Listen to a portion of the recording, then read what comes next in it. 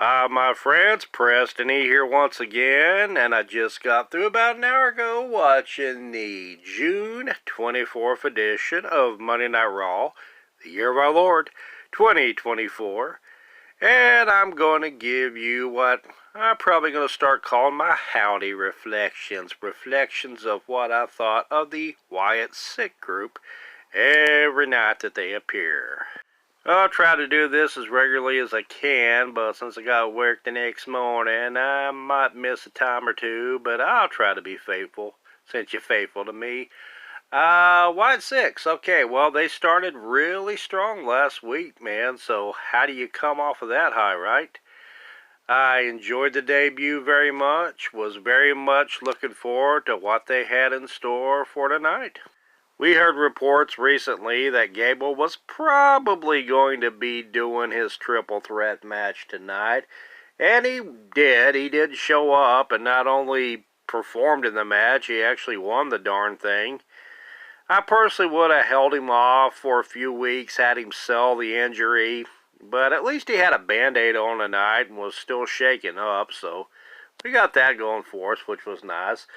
But Gable won the thing, so kudos to him anyway. Of course, Otis and his buddies from the Alpha Academy still weren't very accepting of Chad Gable, obviously, especially Otis, and Tozawa was just kind of there.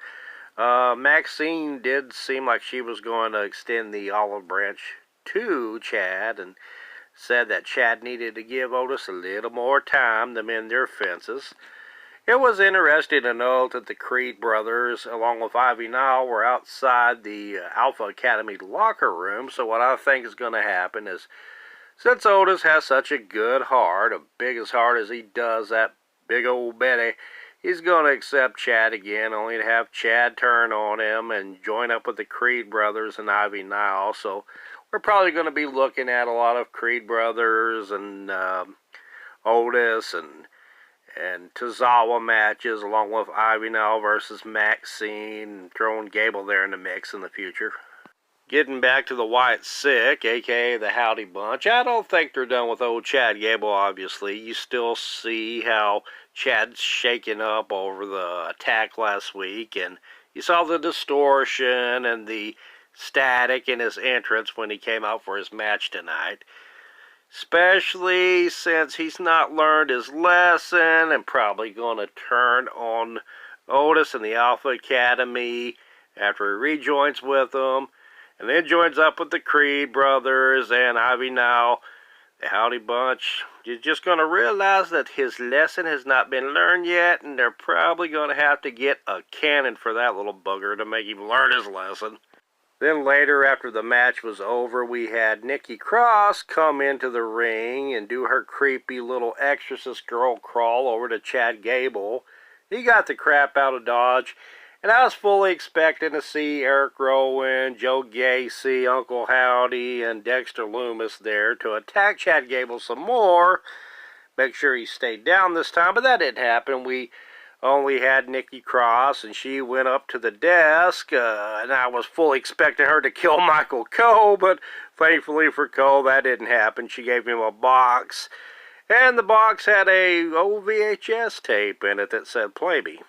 Then they finally found a VCR to play the tape, which couldn't have been easy, because I haven't seen a VCR in about a decade, or probably 2 decades, but it's WWE. They probably hoard a bunch of stuff.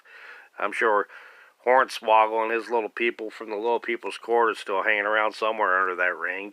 Anyhow, you get Bo Dallas talking to Uncle Howdy, and Uncle Howdy this time was playing the part of the therapist and was pretty much a conscious, I guess, to Bo Dallas talking to him. You got kind of a callback to a couple of weeks ago when we had a QR code that was asking, "Are you happy?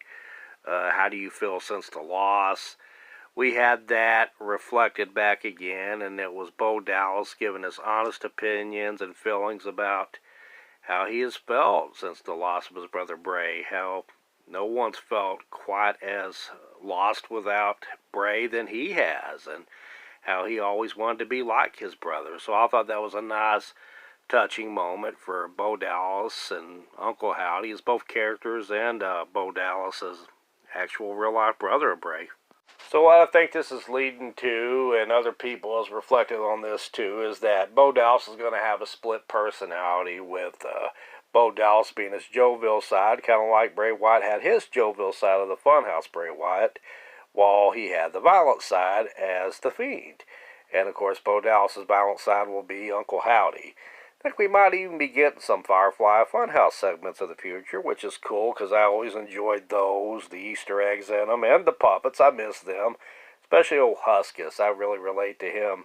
Kind of got his body type. We didn't get the chaos, the violence of last week like we did this week, but that's okay because you got to have your high moments and your low moments. You can't just be all about the chaos and the mayhem all the time. You got to give Chad Gable a break sometimes. Anyhow, yeah, he gets to live to fight another week, so that's nice for him anyway. And we get the highs of last week, and we get a different look this week, a more sentimental look, so I appreciate that.